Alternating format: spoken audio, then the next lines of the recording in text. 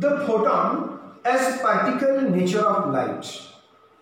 We know the light is a wave. We'll call light is a wave. Light wave आहे obviously, but light has one more nature, that is the photon nature, particle nature of light. लाईटचं particle nature म्हणजे light ही दोन nature मध्ये असणार आहे. हे number of times me explain केलेलं आहे. वेव्ह नेचर एज वेल एज पार्टिकल नेचर. तर light consist of quanta of energy and each quanta is called as photon. हे आपल्या पहिल्या लेक्चरचं रीडिंग आहे, ऑब्झर्वेशन आहे. लाईटचा जो पार्टिकल आहे त्याला आपण क्वांटा म्हणणार आहे, that is called as photon. Wave आहे ऑब्वियसली, पण तो फोटॉन क्वांटा पार्टिकलच्या फॉर्म मध्ये सुद्धा आहे. आता वेव्ह आणि पार्टिकल ह्यांची ड्युअलिटी जी आहे ती ह्या चॅप्टरच्या लास्टला येईल, that is de Broglie's hypothesis. Last chapter of the last part of this chapter, that is wave particle duality. Wave आणि पार्टिकल यांची ड्युअलिटी असणार, ते आपण नंतर शिकत जाऊ. सेकंड प्रॉपर्टी आहे फोटॉनची की photons travel with a speed equal to speed of light. जेवढी लाईटची स्पीड आहे 3 × 10⁸, 3 × 10⁸ मीटर पर सेकंड. जेवढी स्पीड लाईटची आहे तेवढी स्पीड फोटॉनची असणार. Next property of the photon, photon are electrical neutral. फोटॉनवर कोणताही चार्ज नाही. Photons are deflected by, not deflected by electric and magnetic field. फोटॉन्सना इलेक्ट्रिक फील्ड आणि मॅग्नेटिक फील्ड डिफ्लेक्ट करू शकत नाही, नॉट डिफ्लेक्टेड. का? कारण की फोटॉन्स हे न्यूट्रल आहेत, त्यांना कुठलाही चार्ज नाही, either positive or negative. They don't have any kind of charge. That's why photons are not deflected by electric and magnetic field. Next property, all photons of frequency have same energy. एक bulb असेल, त्या bulb मधून बाहेर पडणारे जेवढे photons असतील तेवढ्या सगळ्या फोटॉन्सना सेम एनर्जी असेल जर त्यांना फ्रिक्वेन्सी सेम असेल. म्हणजे एकाच फ्रिक्वेन्सीच्या सगळ्या फोटॉन्सची एनर्जी सेम आणि म्हणून त्यांची इंटेन्सिटी ऑफ रेडिएशन सुद्धा सेम राहील. म्हणजे intensity is not the kind of energy. Intensity means it shows maximum intensity, maximum number of photons. So more intensity means more number of photons, not the more energy. Let me consider, आपण एक केस study करूया. Late us discuss this case study of this two bulbs. एक bulb 100 वॅटचा आहे आणि दुसरा bulb 20 वॅटचा आहे. तर आपल्याला मिसकॉन्सेप्शन काय असतो की 100 वॅटच्या बल्बला जास्त एनर्जी आहे, जास्त इंटेन्सिटी असणार आणि त्यापेक्षा कमी असलेला 20 वॅटचा असेल, 50 वॅटचा असेल, 10 वॅटचा असेल, 40 वॅटचा असेल. ह्याची इंटेन्सिटी कमी आहे, ह्याची एनर्जी कमी असायला पाहिजे. पण हा एक गोड गैरसमज आहे. It is a sweet misconception. का? कारण की intensity it doesn't mean that more intensity means more energy, but it means that more intensity means more number of photons. Brightness, बल्बचं ब्राईटनेस ऑफ द बल्ब. एखादा bulb जास्त bright आहे, हे brightness त्याचं number of फोटॉन्सवर depend करतं, not on the energy. Means 100 वॅटचा bulb हा जास्त ब्राईटर दिसतो than 20 watt bulb, than 40 watt bulb. Why it is so? 100 watt बल्बला जास्त एनर्जी आहे का? आणि 20 वॅटच्या बल्बला जास्त एनर्जी आहे का? नाही. 20 वॅटच्या बल्बच्या फोटॉनला पण तेवढीच एनर्जी आहे, 100 वॅटच्या बल्बच्या फोटॉनला पण तेवढीच एनर्जी आहे. तरी सुद्धा 100 वॅटचा बल्ब आणि 20 वॅटचा बल्ब जर कम्पेअर केला, ह्यांच्यामध्ये असणाऱ्या फोटॉनची फ्रिक्वेन्सी सेम आहे, इंटेन्सिटी सुद्धा जरी डिफरंट का असणार आहे? बिकॉज ऑफ नंबर ऑफ फोटॉन्समुळे. 100 वॅटच्या बल्बचा फोटॉन, 20 वॅटच्या बल्बचा फोटॉन, दोघांची एनर्जी सेम, फ्रिक्वेन्सी सेम, फक्त नंबर ऑफ फोटॉन्स हे कमी जास्त आहे, difference in number of photons. मग 100 वॅटच्या बल्बची ब्राईटनेस जास्त आहे, 100 वॅटचा बल्ब जास्त ब्राईट आहे. It is due to more number of photons. And 20 वॅटचा बल्ब जो आहे तो कमी ब्राईटनेस आहे, कारण की नंबर ऑफ फोटॉन्स कमी आहेत. सो नंबर ऑफ फोटॉन्स कमी असणं म्हणजे इंटेन्सिटी कमी असणं, नंबर ऑफ फोटॉन्स जास्त असणं म्हणजे इंटेन्सिटी जास्त असणं. ह्याचा अर्थ एनर्जीशी डिपेंडन्स येणार नाही. Means more intensive means more bright means more number of photons and not the more energy. Keep in mind. So let us see. Photon is independent of light radiation. Light radiation ची energy काय आहे? Doesn't matter. मग photon हा intensity आणि number of photons बरोबर एक relate करणारा parameter आहे. Number of photons as I said, मी सांगितल्याप्रमाणे की number of photons means more energy will not be there, तर more intensity will be there. In photon particle collision, if you take a photon, it is particle, let us say particle, we'll take a particle आणि या particle वरती late us see हा photon बंबार्ड झाला. Photon particle collision. या फोटॉननं particle वरती जेव्हा bombarding केलं, हा फोटॉन जेव्हा पार्टिकल वरती इन्सिडेंट झाला तेव्हा ह्या फोटॉनचं मास आणि त्याची velocity, mass into velocity, called as momentum. It is called as momentum. Mass into velocity, it is called as momentum. आता फोटॉनला एनर्जी आहेच पण मोमेंटम सुद्धा आहे. मग फोटॉनची entire mass, entire energy, entire momentum सगळं ह्या पार्टिकलला ट्रान्सफर होईल. When photon incident on matter, photon incident on a particle, photon incident on a metal atom, कुठल्याही मेटलच्या ॲटमवर, कुठल्याही सरफेसवर जेव्हा हा फोटॉन इन्सिडेंट होतो तेव्हा त्या फोटॉनची एनर्जी आणि त्या फोटॉनचं मोमेंटम हे ट्रान्सफर होतं आणि ह्या पार्टिकलला ती एनर्जी, तो मोमेंटम मिळतो. मीन्स इथं एनर्जी कॉन्झर्व होते. Energy cannot be created not be destroyed, but it converts one form of energy into the another form of energy. मग फोटॉन ऍब्झॉर्ब होतील किंवा कॉन्स्टंट कॉन्झर्व राहतील, may be conserve, may not be conserve. हे photons आतमध्ये absorb होतील पार्टिकलच्या, तरी सुद्धा number of photons remains constant in the form of energy, एनर्जीच्या फॉर्म मध्ये कॉन्स्टंट राहतात. आता हा आपला महत्वाचा असा कॉम्प्टन इफेक्ट आहे. So it is the Compton effect. Y? Because हा कॉम्प्टन इफेक्ट आपल्याला दाखवणार आहे particle nature. Light particle nature मध्ये आहे. लाईट, कुठलीही लाईट, सनलाईट ही इलेक्ट्रोमॅग्नेटिक रेडिएशन असते. मुख्यतः मेनली लाईटचा दुसरा शब्द रेडिएशनच आहे.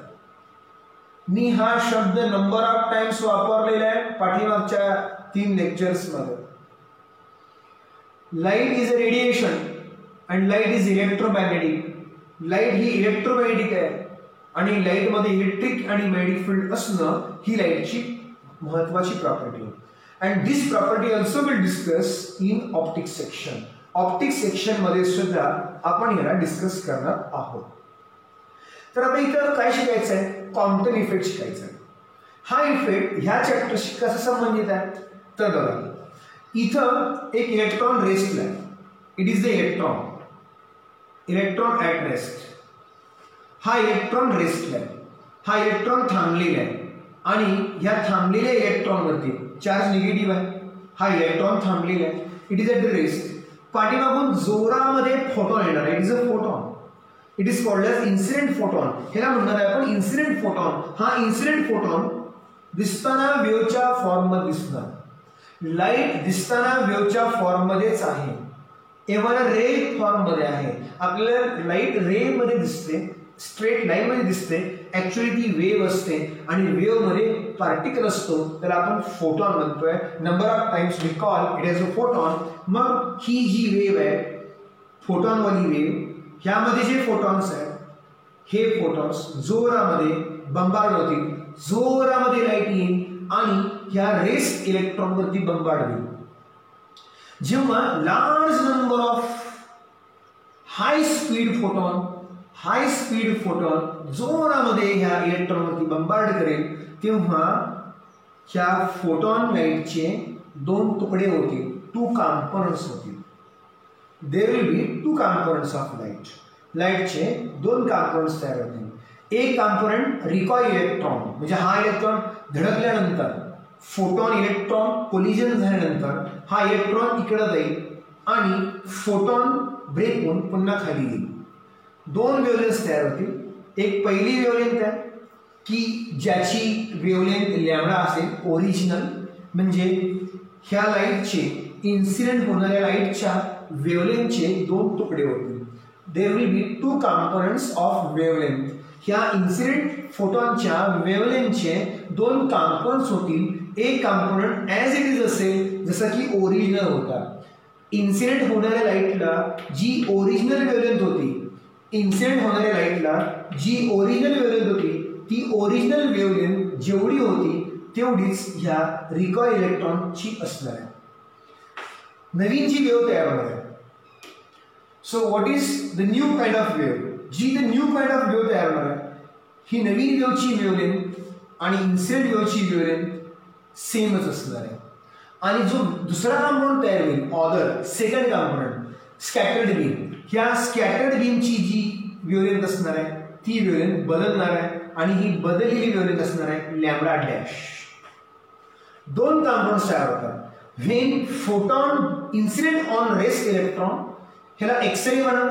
हा जो फोटॉन आहे it may be X ray photon, हा एक्सरे असेल और गॅमा रे असेल, कुठलाही फोटॉन असेल, एक्सरे, गॅमा रे, सनलाइट, हा फोटॉन रेस्ट इलेक्ट्रॉनवरती बंबार्ड झाला तर ह्या फोटॉनची light wave breaks up in two components, one component having wavelength same as the original and other light component having the wavelength just higher than the original.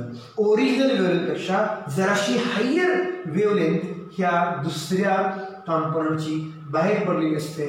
This is called as scattering of light. मग हा experiment काय दाखवतो? What is the idea? Light particle interaction. Light जोरामध्ये bombard झाली पार्टिकलवरती, light particle collision. Two things are important. Number one, या incident होणाऱ्या light मधल्या फोटॉनचा मोमेंटम आणि एनर्जी ह्या इलेक्ट्रॉनला ट्रान्सफर झाला, मग तो कॉन्झर्व होणार. मग ह्या इलेक्ट्रॉनचा मोमेंटम आणि इलेक्ट्रॉनची एनर्जी पण कॉन्झर्व असणार. Energy neither be created and not be destroyed. मग ह्या लाईट वेव्हचा मोमेंटम आणि एनर्जी इथं ट्रान्सफर झाली इलेक्ट्रॉनला, तर ही लाईट वेव्ह ब्रेक झाली इन टू कॉम्पोनंट्स. एक कॉम्पोनंटची वेवलेंथ जशी ओरिजिनल वेवलेंथ आहे तेवढीच असणार आहे आणि दुसरी कॉम्पोनंट जी असणार आहे त्याची वेवलेंथ थोडीशी जस्ट हायर असणार आहे. आणि ह्या वेवलेंथच्या डिफरन्सला called as Compton shift. The wavelength difference, खालची वेवलेंथ जास्त आहे वरची वेवलेंथ कमी आहे, कॉल्ड ॲज कॉम्प्टन शिफ्ट. हे आपण कॉम्प्टनची शिफ्ट म्हणतो. एवढी शिफ्ट तयार होईल. सेकंड थिंग, ह्या एक्सपेरिमेंट काय घ्यायचं आहे की dual nature of radiation. He wave आहे, दिसताना वेव्ह दिसते, इथं पार्टिकल आहे, वेव्ह पार्टिकलवर इन्सिडेंट झाली, तिचे दोन तुकडे होते. मग यावरून काय समजतं की ह्या वेव्ह मध्ये तुकडे व्हायला कोणतं पार्टिकलच पाहिजे. ही जर वेव्ह प्युअर वेव्ह असती तर ती ब्रेक व्हायला नाही पाहिजे.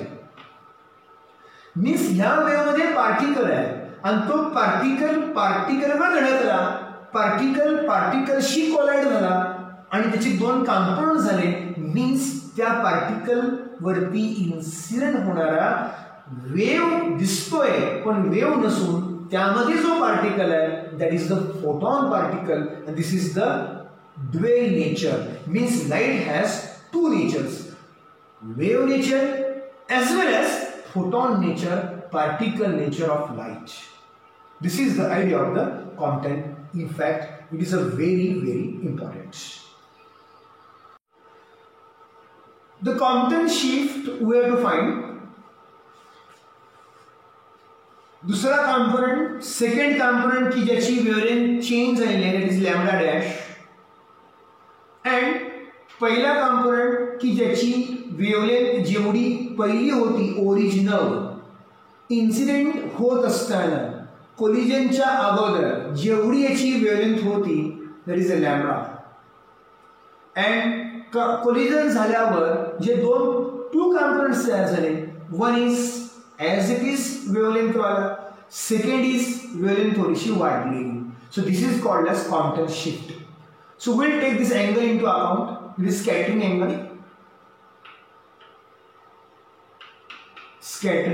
angle, we call it is scattering angle. So याचं प्रूफ आपल्या नवीन सिलेबस मध्ये नाहीये, फक्त इक्वेशन आहे, only equation for the study. So this Compton shift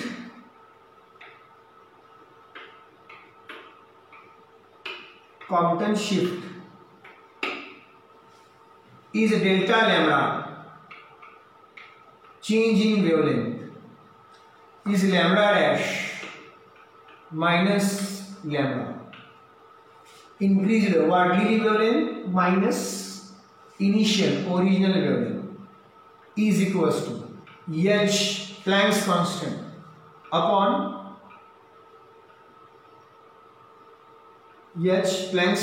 upon mass of electron Ne into speed of light c, h upon nc into bracket 1 minus cos theta. Here scattering angle चा cos 1 minus cos theta. Let me write once again. That is delta lambda is Planck's constant h upon mass of electron Ne into speed of light c into bracket 1 minus cos theta. So this is the Compton effect. Hi friends, students, आज आपलं lecture आहे photo sale वरती. जे आपण सिक्वेन्शियली 3 lectures घेतले photo electric effect वरती. पहिला part idea, second part photoelectric experiment, third part observations or properties of photoelectric experiment, आणि आज आपण फोर्थ पार्ट घेतोय photocell. Photocell is the application of photoelectric effect. Photoelectric effect चे application है. Means photocell is a device which works on the principle of photoelectric effect. Photoelectric effect जो आहे तो photoelectric effect कसा काम करणार आहे? So how it works? By using this cell. Let me show this idea of the photoelectric effect. Photocell हा photoelectric effect वर work होतो त्या प्रिन्सिपल वरती. It works by using two metal plates. One is this semi-cylindrical cathode and wired anode. So let us see. If we take a pipe, एक pipe घेतली आपण. It is a pipe. ह्या पाईपला असं cut केलं. It is cut like this. Cut केल्यानंतर ह्या पाईपचा असा horizontal section, how it looks, half pipe cut केली is a half part looks like this,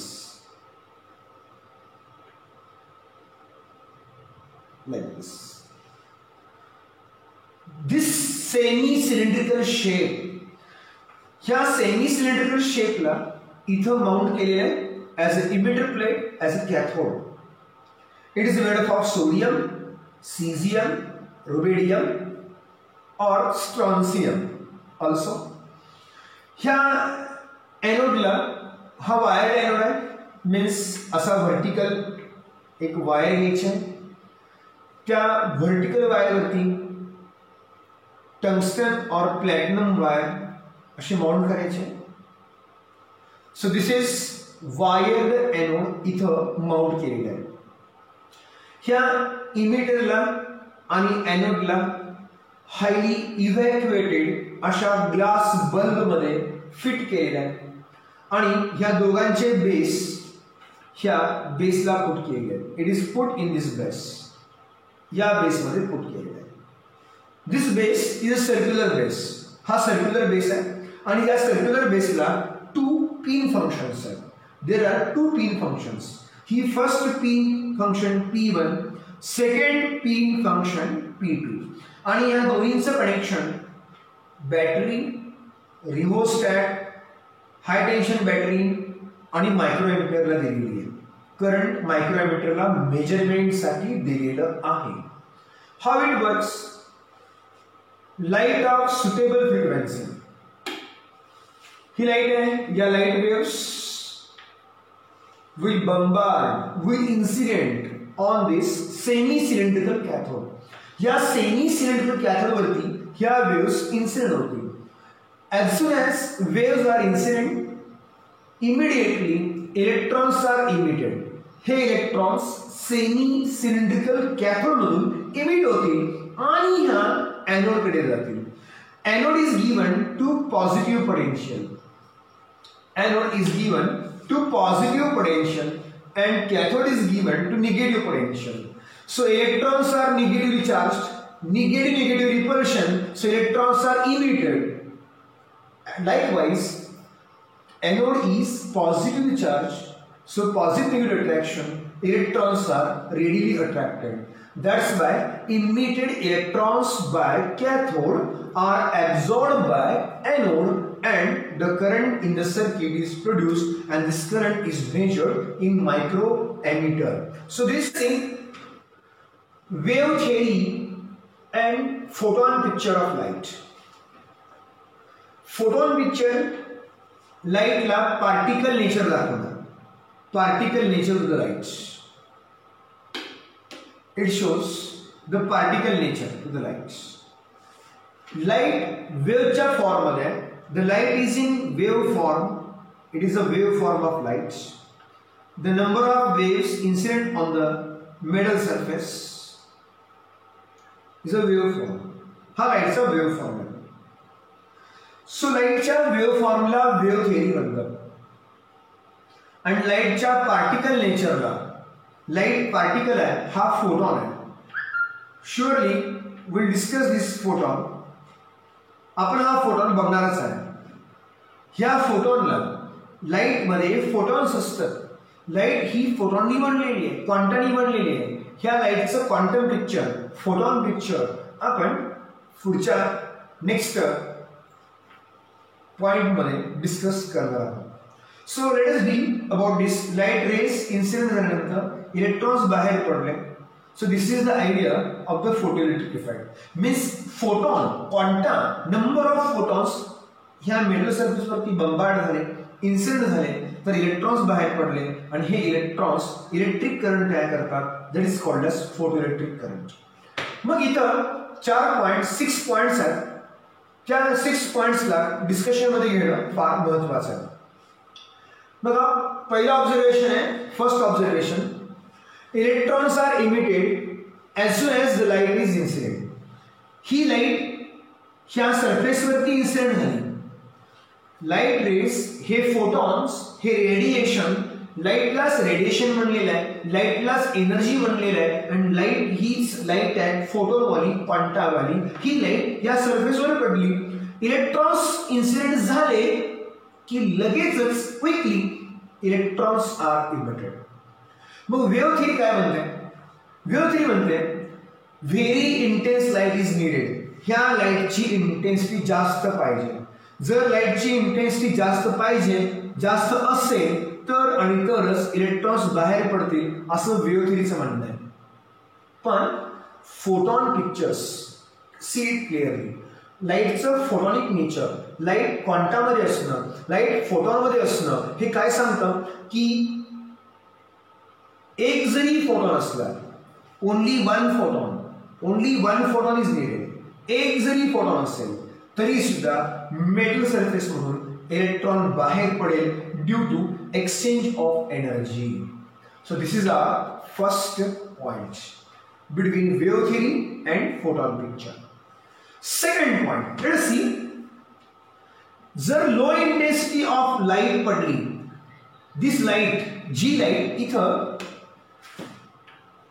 incident होणार आहे, जी लाईट इथं इन्सिडेंट होणार आहे, जर त्याची इंटेन्सिटी जर कमी असेल तर व्हॉट विल हॅपन?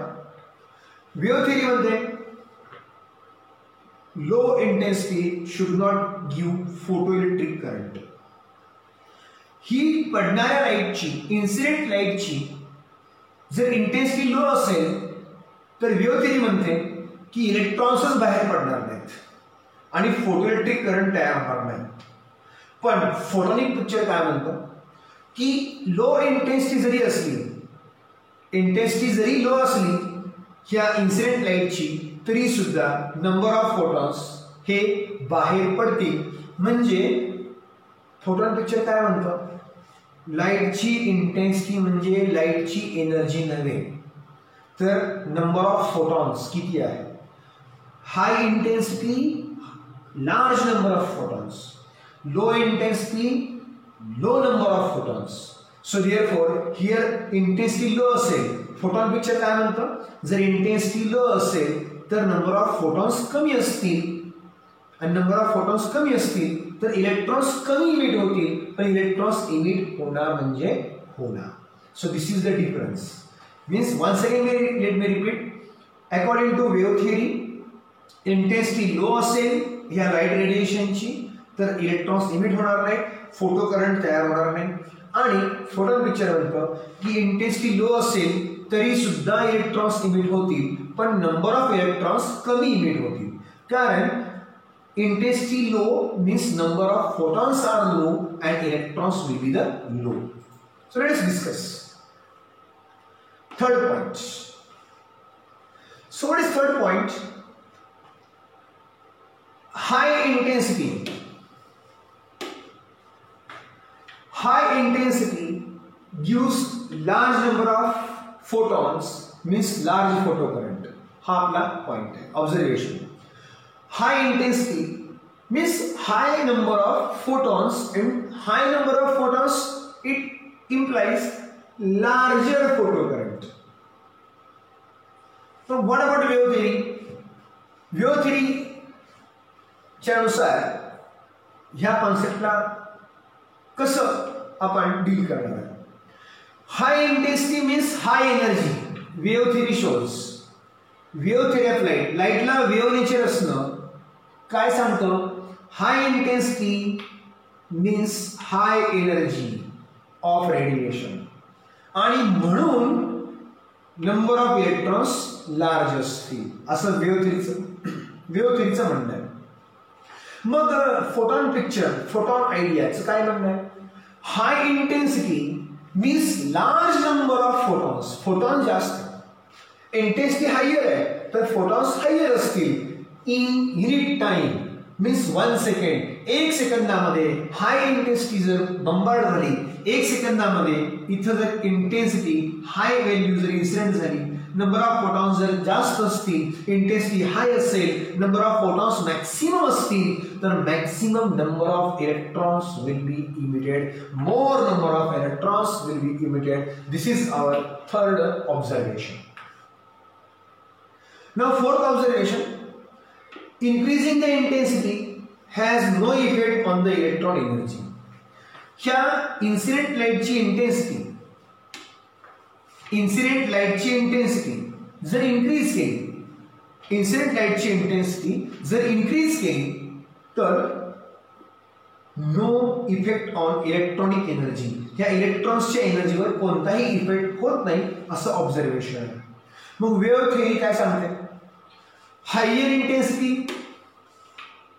इंटेन्सिटी असेल means electron emitted with higher energy.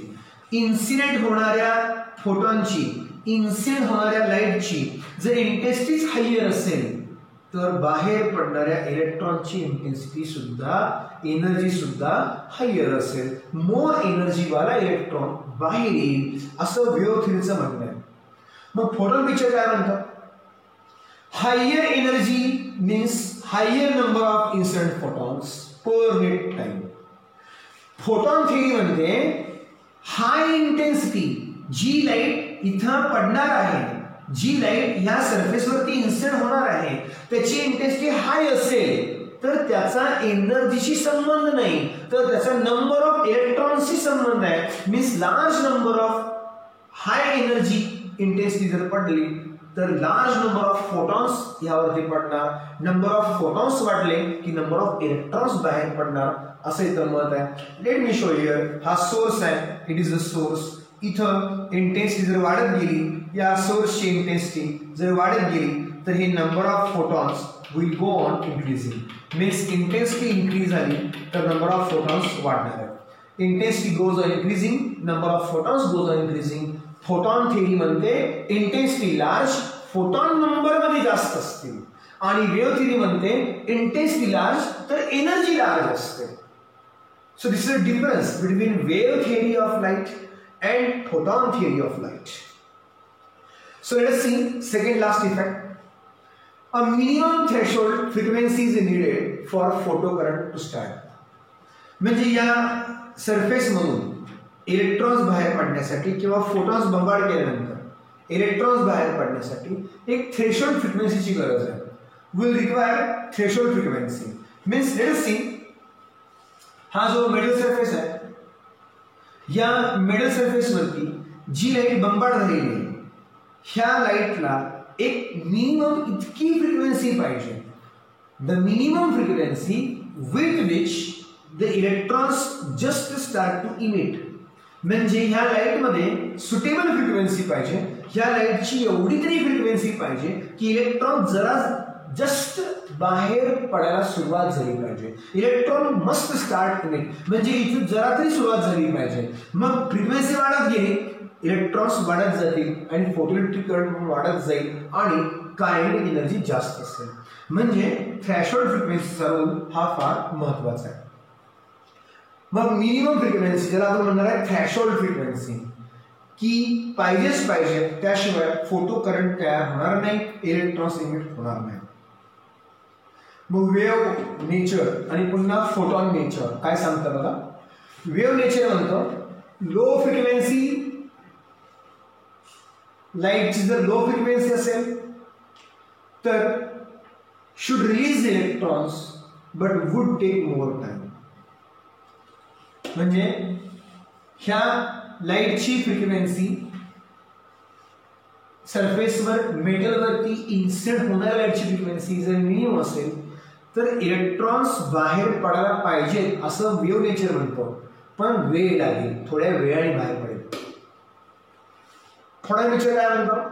A photon of low frequency will not, frequency कमी असेल तर फोटोइलेक्ट्रिक इफेक्ट काय म्हणतो, फोटॉन पिक्चर काय म्हणतो की फ्रिक्वेन्सी जर कमी असेल, थ्रेशोल्ड पेक्षा कमी असेल, फ्रिक्वेन्सी लेस दॅन थ्रेशोल्ड फ्रिक्वेन्सी, लाईटची फ्रिक्वेन्सी थ्रेशोल्ड पेक्षा कमी असेल तर इथं इलेक्ट्रॉन्स बाहेर पडणार नाहीत, आणि इलेक्ट्रॉन्स जर बाहेर नाही पडले तर फोटोइलेक्ट्रिक करंट तयार होणार नाही आणि ही प्रोसेस, ही इफेक्टच होणार.